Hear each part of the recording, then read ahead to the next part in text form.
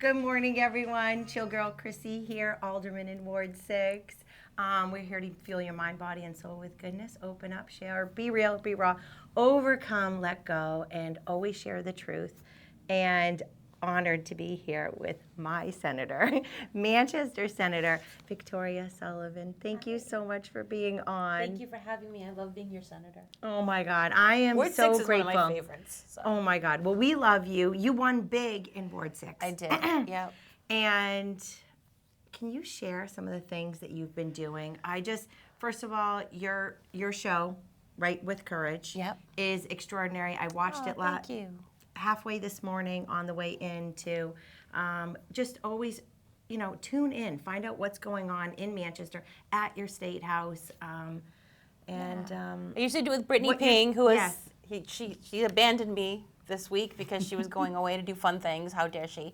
Oh my gosh, how dare she go on vacation? But we cover local politics. She's really good at keeping up with the local. I try to cover the state, and we do touch on national stuff, but we keep it very local. But we do talk about the bigger things that everybody's talking about, Which are uncomfortable sometimes. And I really appreciate you going there.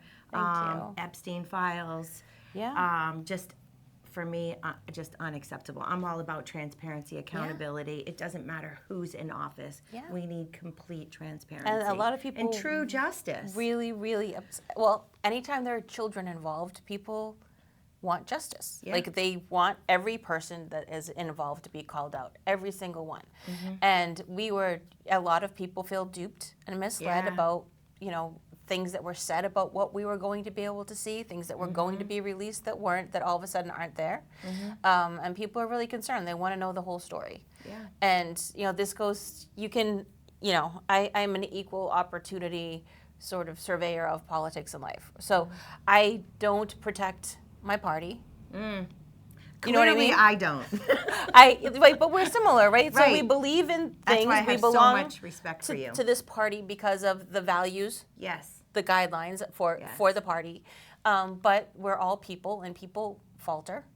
People don't live up to what they're supposed to sometimes. And so you can still support President Trump and the good things that he is doing and acknowledge that they're falling short in other areas. I think that's healthy.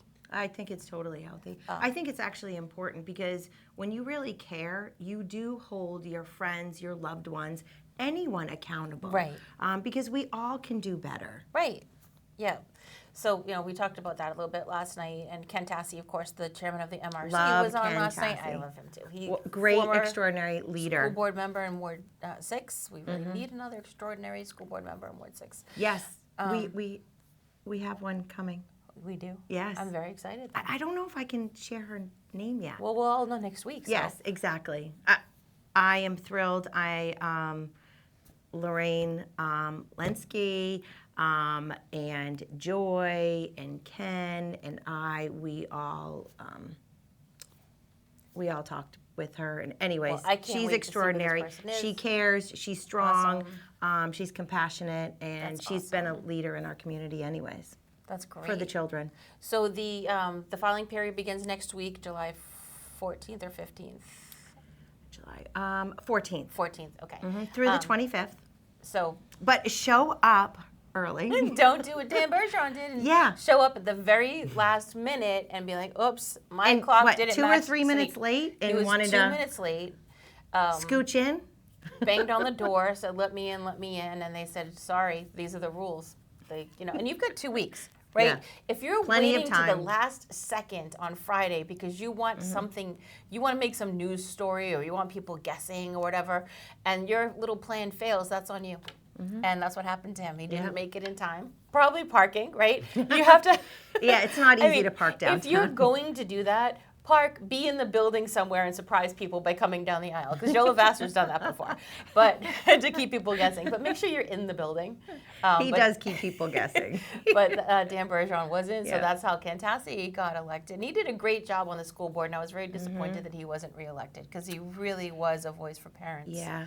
And I do. I kids. love how you shared. It's, you can like someone, you can think that they're a nice guy, but it's really important to look at their records and their records with Dan Bergeron and where, I can like him, we can have great little conversations, but at the end of the day, if you're okay with boys being in girls' locker rooms, boys being in girls' sports, I'm not voting for you. No, and I will fight for girls' rights. I think always. that, and I'll try to find it and put it underneath your video today on Facebook Live, because we did do a Ward 6 town hall. Yes, we did. And it was very clear that Dan Bergeron did not know the subjects at hand. He did not know what he was voting on, and I called him out on that. So he and I aren't, because I called him out and said, you're not telling the truth. Like, this is, he kept saying that things weren't happening that were, and I'm like, but you voted on this. Like, you didn't know what you were voting for, So, and that was the parental rights policy, right? They had voted on, they'd crafted a policy that in Manchester schools to keep parents in the dark on certain subject matter. He voted for it, supported it, and he started telling me that that's not what it said. I'm like, did you not read it? I'm like, you just have to read it. It's like mind blowing. We had to put in state legislature. We had to put in laws to protect Manchester parents because of that policy. Like the parental rights bill, the Bill of Rights, that was for Manchester. Amen. Right? Thank you very much. We have to legislate good behavior for Manchester. It gets, it's really hard to hear people come forward all the time and use your city as an example of why we need change, right? Because we do have great candidates. We've got people that will do the right things. We just need to get them into those offices. And you would see a huge change in the city, especially in the schools, if we had the right people on the school board. And the property taxes, the biggest chunk of your local property taxes, people are always complaining to me about the property taxes in the state. Well, go look at your state, your property tax bills, and it's broken down. I actually tried to get this passed into legislature this year, that it would have to be stated on your town or city website on the front page, the breakdown of your taxes. And I couldn't get it passed because people don't want people to know what you're paying. Because it comes down to your local taxes are the hugest chunk of everything you pay, but your local property taxes are huger. And it's not because we're not funding from the state level, because we fund more and more every year, but there's a declining enrollment, right? So that money that we're funding should go back to Manchester. $12 million actually Manchester got above what they were expecting last year, right? And that money was intended to go to the taxpayers for tax relief, which we need because of the sewer problems that we have to pay for that keep going up, right? And I did not vote for increasing our sewer prices. And that you shouldn't. The mayor and members of the board, and I know Joe Kelly's been a big. Joe Kelly Lavasser has been a big voice for this.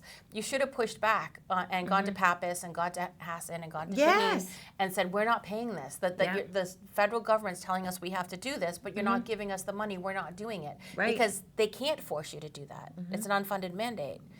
But so the fact that we're just saying, oh, we're going to pass it on again to the taxpayers is horrible. So that $12 million going back to the taxpayers would have been a lot of relief, but instead we spent every dime and then increased the local budget by another $2 million.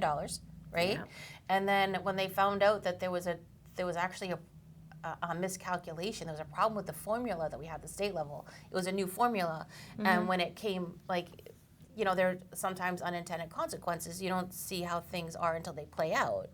Manchester got a lot more money than they were supposed to. It deprived other little towns from having money that they needed. So they had to readjust that calculation, and so then Manchester flipped out because we need that. So Manchester getting a furlough of an extra year, but at that time that money will not be there, and decisions have to be made, and you need to have a school board that can make real, rational choices that don't hurt the kids in the long run, right? That's a really important job. And that's going to have to happen, and that comes down to the local board, what they're going to do. And you, I mean, hats off to you. I just want to say, I know why you were running for mayor, and it was for all the right reasons. I tell everybody, it was for all of the right reasons. But the fact that you've chosen to put that time and energy into the board instead, is so important, I think, to the city, because you are one of the few people, there's 3 or 4 of you, that actually stand up for the taxpayers and speak very loudly and say, this isn't right, we're not doing this. And you did that for the Beach Street School, hoping we can get, still stall that project or stop that project. Because I think it needs to be stopped completely. It needs to be stopped we should not be taking away a park from the inner city. No. We shouldn't be putting all of the money right into one mega elementary school. One child, I mean, they're going to, with 800 other children, right. This so, is like and unacceptable. People will say, oh, Pinkerton does it. First of all, Pinkerton is a different demographic. Pinkerton is older kids. Yes, that's different. Very different demographic, though, than Manchester. This is elementary school, and too. Studies have shown, even with that, the kids that are in the middle are the only people that caters to. The kids that excel get lost in that. The kids on the lower level get lost in that. Special needs is almost impossible to actually happen. There's more violence in schools that are that large. And we already have problems with violence in our schools. We do. We have but big you problems. also have 77 different languages in that school. So now you're going to put more kids in there? God bless the teachers, because I don't actually know how they do that. That school should actually be dispersed. And hopefully, fingers crossed, I have a bill in that passed, and I'm just waiting for the governor's signature. It's SB 97, and it would mean that it's intra-district school choice. So you could choose any school in the city to go to. That would be amazing. It would be amazing. And, there's so many kids that if you have a mega school, like, how do you do sports? Because the elementary schools do have sports programs, right? But if you've got 700 kids sports are so now, important for children. You've got 12 kids on a basketball team, right? 12, 14. Don't beat me up. I think it's 12 or 14. Yeah. So now you've got a smaller percentage of kids that can participate. And that's the same thing on the high school level. Kids that are looking for scholarships and stuff, there aren't as many opportunities because a smaller percentage of kids actually get to play and stand out. So it's just not okay. They always want smaller class sizes but bigger schools, and that doesn't make any sense to me at all. No, it makes no sense. Zero sense. So we need no common sense there. We need at a strong all. aldermanic board. We need strong school board. And I'm really concerned because the Democrats don't seem to be putting up a mayor. Yeah, I know. A mayoral candidate. I keep saying to Jim, I'm like, are you running? It's Jim really O'Connell, concerning because for a couple of reasons. First, like, it doesn't bode well if they think that if your opposition thinks that this mayor is doing everything that they approve of, it's not good, right? Well, they're really getting everything that they wanted. So it doesn't bode well. They got Beach Street School. And then it also, it means that they have a lot more money to put into the aldermanic and school board races. Yes. But it's just really bizarre that Ray Buckley, who's the chairman of the New Hampshire Dems, who lives in Manchester, who's always used Manchester as like his crowning jewel of, haha, look what I've done, isn't putting up a mayoral candidate. So I don't know if they're really keeping it close to the chest and they're going to come out with a big name. Maybe. Or if they really aren't going to do it and they're just going to put more money into the school board and the aldermanic races. They could. That's why we need to share the truth, and it's so important for your show, my show, Joe's show, Rich Gerard's show, Will and Joe's show. Daniel Mowry has a great show, too. Daniel Mowry, oh my gosh, I love him. He's the best. Yep. Mayor in Ward 6. Yeah, he does a great show too. Yeah, he does. But that's why local programming is like so important, because we bring it home. Yeah, right? We bring it home. And I always say it's so important. It doesn't matter, Republican, Democrat. You have to come out and voice your concerns and hold all of us elected officials accountable. It's just so important. And stop with the excuses. I mean, the elected officials that have excuses. Oh, well, I voted this way, I voted that way for this reason. Is that even a reason? Right. Or are you just being told how to vote? And that we see that a lot at the State House. Like the Democrats will vote lockstep, even ones that I like. Because there's a lot of Democrats up there in the Senate. It's like a little bit different. We get along really well. I know a lot about them as people for a lot of them. And, and they can be really rational people, and then you talk to them, and then they vote a different way than they... Yeah, so that's the problem. So the way that they believe, and then you'll see them like, oh, but they vote that way. I'm like, why? Like, why? Well, the party, and that's really the difference. I know it's a struggle for people because we don't have Republicans that walk lockstep, but it really is the difference between us. Like, they will do whatever the party says. We have more independent thinkers. Right. which makes But it if we're challenging aligning sometimes. ourselves with the Democrats all the time and Right. we're voting with Democrats our all the time, party- that is, yeah. you're not a Republican. No, and your party, So you should party just platforms are step very over, different. Yeah. Yes, and we should be following our platforms. Right. So there's things in And the our middle, values. right? There's things in Yeah. the middle where you can be like, oh, maybe Yes. some social issues or this or that I that totally you might get be like, that. oh, we don't completely agree. But when it comes to finances, when it comes to kids, when it comes to parental voice, these are solid Republican issues that shouldn't sway, that shouldn't stray. Yeah, because if you vote with them, you should just be a Democrat then. Yeah, right. But what's funny is I had a lot of Democratic support, a lot, and people are like, hey, listen, what I do behind the curtain is my vote, Right. And you have my vote. I just can't be vocal. And we need you guys to vote. So that's the thing. Yeah. In local elections, it's really hard. First of all, we need candidates. We still have people that we need to be on the ballot. So reach out to Ken Tassi. He gave out his number last night on my show. He also, you can get him through the Manchester GOP website, and they have a Facebook page too. But reach out. You can reach out to Christy or me. We'll get you in touch with Ken. Yeah. If you want to run for office, we really need strong candidates. We also need people to pay attention and show up to vote that day, because the Democrats and the unions come out huge for local elections, and like I watched in the town elections. People don't come out. The numbers were so small, and they got swept by the Democrats, right? So then all their budgets go up, and they're like, well, wait, my property taxes went up. Your property tax is most impacted by this year's elections, by your local elections. That's why we need to get out and vote. Yep. Vote. Get everybody out. On the issues, and I think that's the key thing is people want transparency. It doesn't matter if you're a Republican or a Democrat. They really want transparency. That, at least the local level, that's what I feel like. And then when you vote, if they don't do what they said they were going to do, show up. I'm at the meetings. Hold me accountable. I Keep me say company. that. Yeah. Yes. And I'm like so grateful. Brittany always shows up. Brittany always Rich shows Gerard always shows up. Ken Tassi shows up a lot. Yeah. You show up all the time. I mean, there's just oh my God.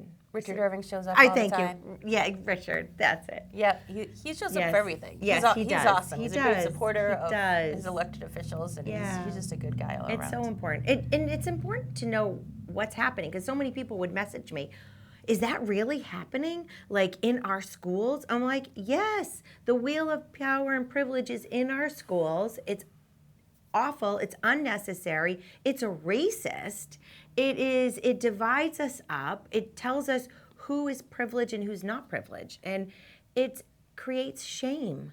Yeah. Like it's just not okay. No. It's just not okay. And there are people that really believe in that's what we need to do. We need to shame these children, and we Yeah. need to make sure that they know that they have privilege. And I always think about the kid. I work a lot with people in recovery, and many of them have children, and many of them have children they haven't seen.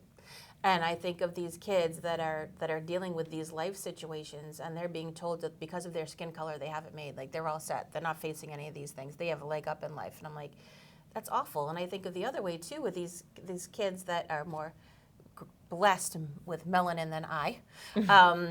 Sit there and say, well, wait a minute, like I love my family, my life is good, and you're telling me I don't have a chance in life? Like my parents Yeah. tell me that I can do anything I want. You're telling me I'm behind everybody else? Yeah. Right? That it breaks my heart. Like every child, I had to do DEI training for when I Oh my God! when I worked it must for, have been for so the painful.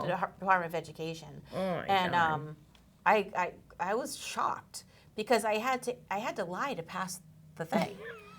Because I treat everybody the way that, based on, I won't say the same, because if you're not nice to me, I'm not nice back, right? Based on your character. But I do treat people based on character. But I treat everybody the same out of the gate, right? I don't treat anybody badly. Like, I don't assume anything about anybody, even if I've heard things about them. It's my interaction and how they are with me That's is how I I treat am. people. And I'm answering this as like, so you've got a white man, a Hispanic man, and a black man all come in for an interview. Do you treat them equally? I'm like, yes. No, you don't. You don't. You have to understand their background and how you speak to them and what their frame of reference is. I'm like, how do I? Is that what that said? Yeah, it did. I have a stranger in front of me. I'm supposed to know his frame of reference and his background, like, and just because of the color of their skin, and maybe if the Hispanic man might still have an accent, but maybe he was born and raised here. But now I'm going to assume he wasn't and treat him in a different way. All of it is bad. All of it to me is divisive and ugly and racist.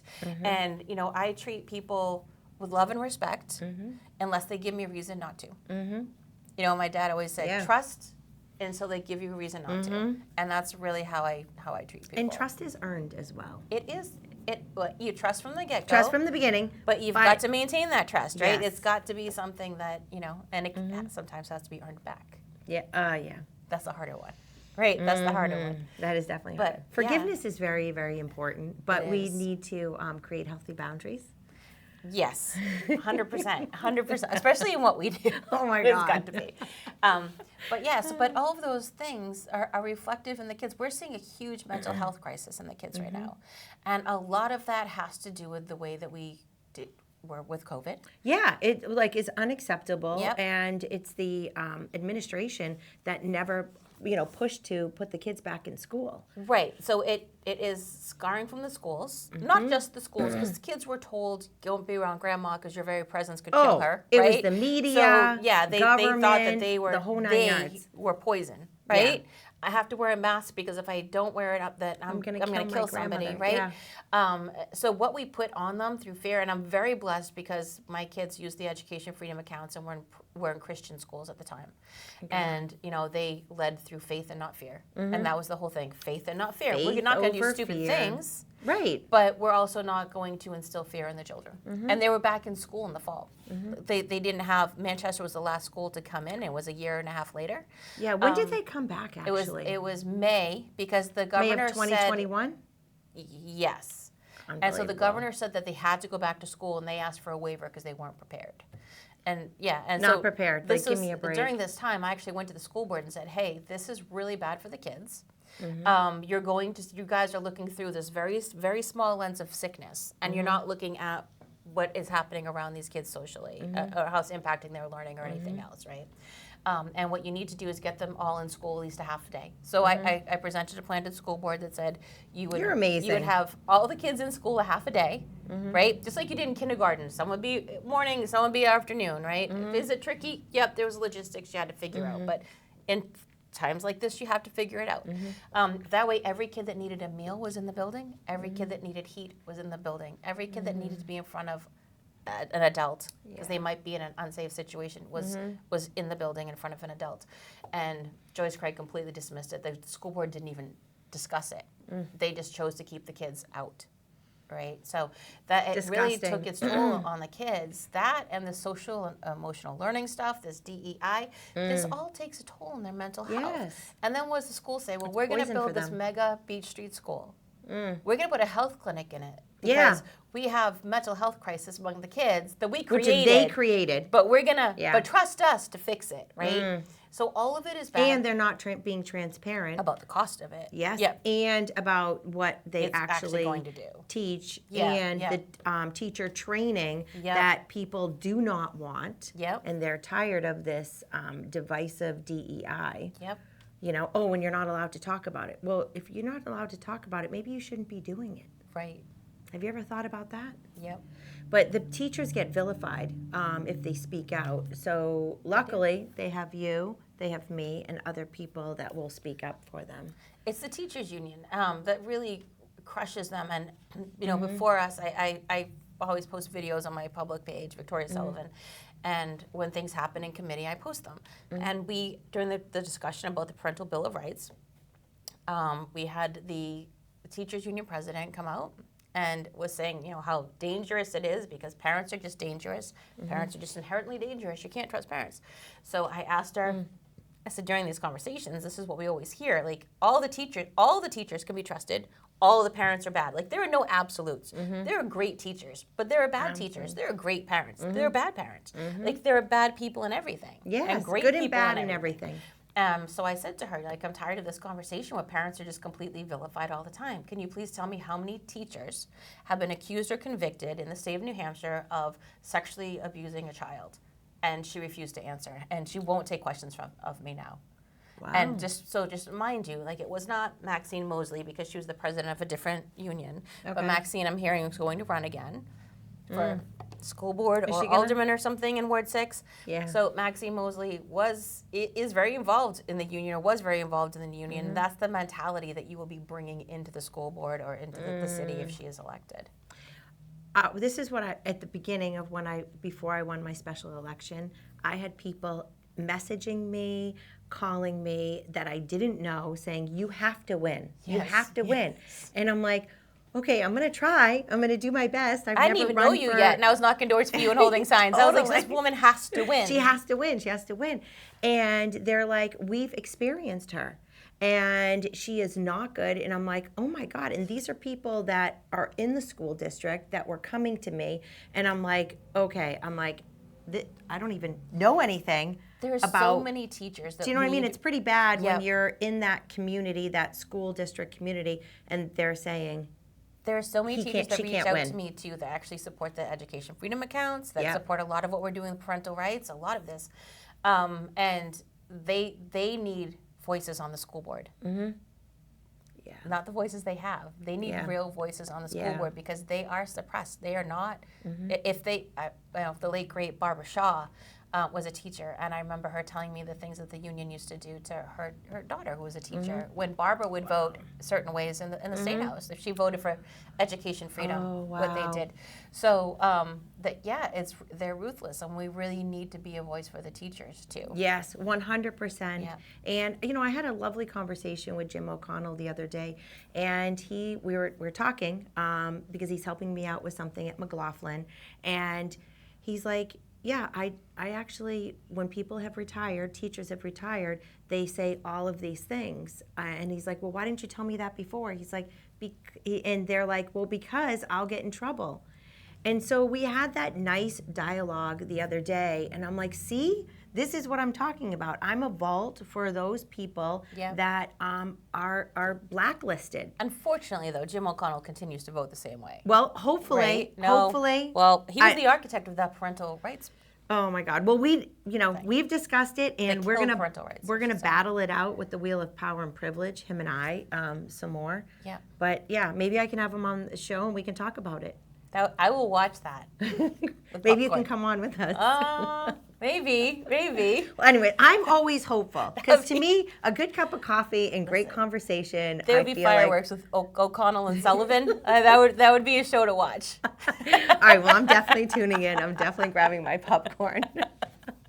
Oh my God, Victoria, thank you so much for all you do, for leading the way, and for never giving up. See, back at you, sister. Thank you. Really, and I'm really excited for Ward 6 to have you there, and for the board. The people on the board was like, crap. They're probably like, man, we were hoping we were going to get rid of her. Well, hopefully I'll get reelected and I can keep serving because I love our community. Thank you so much. And I always say, your voice matters. Show up, speak up, and let's do this together. And God bless Manchester. God bless all of our families. And let's make Manchester great again. Excellent. Thank you. Till next time, stay chill.